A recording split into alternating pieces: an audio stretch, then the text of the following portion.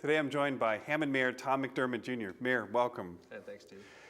So I think the news of the day is the South Shore expansion. We had Congressman Peter Visklowski on the radio earlier in the week. We've had a number of communities sign on pledges of support to fund this expansion from Hammond down into Dyer. So far, Hammond has not signed on to this. What are your concerns? Oh, we have. I mean, technically, we pledged $250,000 towards a required study, the environmental impact statement. And once the environmental impact study is completed, we'll talk at that time about a permanent pledge of CDIT, which is what most communities are doing before the study comes out. Even so, communities like Munster, just to the south of you, they've pledged a consistent amount of money. Even some communities that aren't even in the path of this expansion have committed. You would imagine because it's going to go right through Hammond, you might even get a station out of this, that you'd be one of the first champions. Do you have reservations at all? Well, something you said in that statement, you said you would imagine. I mean, that's all we're doing right now is imagining. I mean, if I'm going to pledge, we're being asked to pledge $900,000 a year in Hammond for 30 years. So people say it's only $900,000, and I say that's $27 million as far as I'm concerned. And if I'm going to spend $27 million on a project, I don't want to imagine. I want to know hard answers. We need to know if we're spending $27 million, what we're getting for that $27 million. And what have you been told so far? There's no guarantees. There's no promises.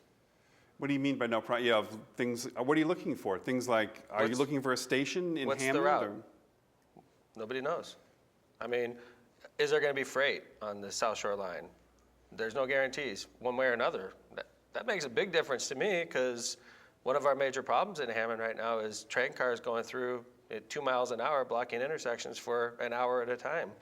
And if we are going to have the extension, I would like to think it's just the commuter train because those are pretty quick through the intersection. It's not a very big sacrifice, but I have very, very nice neighborhoods that could be severely impacted by this line. And I need to know if I'm spending $27 million, what to tell my residents. On the other side of this, what do you think the upside is to this? Or is there an upside to this? No, there's upside. In 2008, the last time the congressman was down in the General Assembly testifying, I was testifying with him and Mayor Costas of Valpo. And, I guess here we are 6 years later, I'm still agreed to the concept in general, but, I'm being asked to front $27 million. And I want to make sure that if we're going to spend $27 million, which I'm not opposed to, but if we are spending $27 million, I would like to know answers.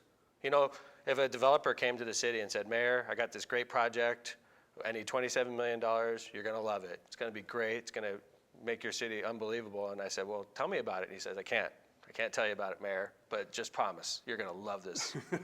Well, but on the other hand, you've been talking about this since 1987. I mean, this has been going on for a while. Are there really a lot of unanswered questions at this point? I could tell you, Steve, there's concern in Hammond with strong, lifetime Hammond residents that are concerned. And if they're concerned, it's my job to be concerned as well. And I'm asking questions, and I want to know the answers to it. And I'm not trying to be disrespectful of the congressman. I like the congressman. I think he's a good guy. I want to help him, but we're being asked to spend $27 million. I know we had Karen Freeman Wilson, Mayor of Gary, in this spot just last week, and she talked about she wanted to do this kind of to be part of the region and extend, show that her support for all of Lake County and the region. She also talked about wanting to see serious commitments to the current line, maybe some sort of expansion or upgrades of the station that she already has in Gary right now. Is that something that you're looking at as well? No, I mean, I'd like to know, if we're major investors, like we're being asked to, what is going to happen in Hammond? What's the route through?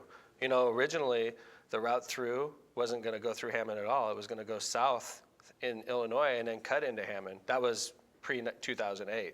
And we would literally be using Hoosier taxpayer money, or in this case, Lake County taxpayer money, to finance bridge constructions and improvements to the rail lines in Illinois. Well, you don't think it's going to go in through Illinois now, do you? Nobody knows, Steve. They're not giving you any? Absolutely not. What do you want? I mean, do you want some guarantee of a station somewhere in southern Hammond? So. Well, I mean, it's not that simple, but that would be one of the things I want to hear. I'd also like to hear what's the route through Hammond. Is there going to be any takings? How many houses are going to be impacted? Is there going to be a rail yard? Is there going to be freight? I ask many questions, and they say, well, we're not going to know until this study's done. I said, I do know one thing. You're asking for $900,000 a year. You know that number, but you don't know what the route is. You don't know if there's going to be freight lines. I'm not the crazy one, I don't think. I think I'm the one that's doing the right thing. I'm not the crazy one. That's a famous quote. All right.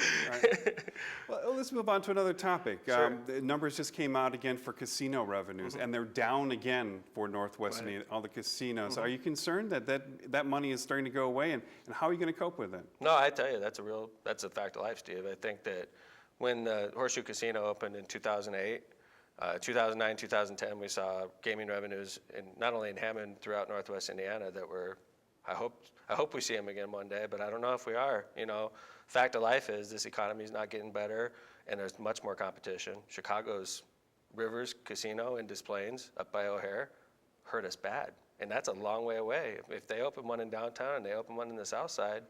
So how are you going to cope with this? What are you doing?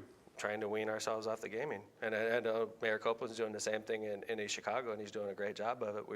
We're literally relying less on gaming revenues so that when that day actually gets here, we're not going to be severely impacted. Let's turn a little bit to politics. Sure. Back in the old days, there was Robert Pastrick versus Stiglitz here. In the recent weeks, we've seen you and Mayor Karen Freeman Wilson kind of on different sides of the Iliana Expressway, even moving the air show down to Fair Oaks Farms, and it's gotten a little quicker in on the South Shore. Is there kind of a split between the two of you? Is that I don't think the way? I like Karen. I think Karen's got a tough job. I think she's doing a good job. I mean, her and I don't agree on every issue, but my wife and I don't agree on every issue, and she still loves me. You know, I think Karen's doing a good job. I think she's a smart person. I think she's got a tough job, and she's doing her best. Do you coordinate at all? As the try. mayors of the two largest Democratic cities here? Well, we talk. When's the last time you talked? Probably 2 weeks ago. 2 weeks ago? And it was over the issue of Senate Bill 367. I guess it had probably been a few weeks ago. Senate Bill 367, I asked her why she wasn't being as vocal as I was, and she gave me her opinion. The $4 million that ultimately has gone to the RDA for South Shore expansion. Yeah, it was stolen from us, in my opinion. $2 million to Lake County, $600,000 to the city of Hammond, and then the other 1.4 split up between East Chicago and Gary. Money that could have helped our communities a lot.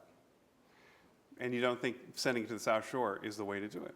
Well, I don't think. How would you have spent that? If I'm supposed to be a partner, I don't think the right way to be a partner is to take money from you with a gun to my head and then turn around and say, hey, now voluntarily give me some more. It's like, wait a second, I thought we were partners here.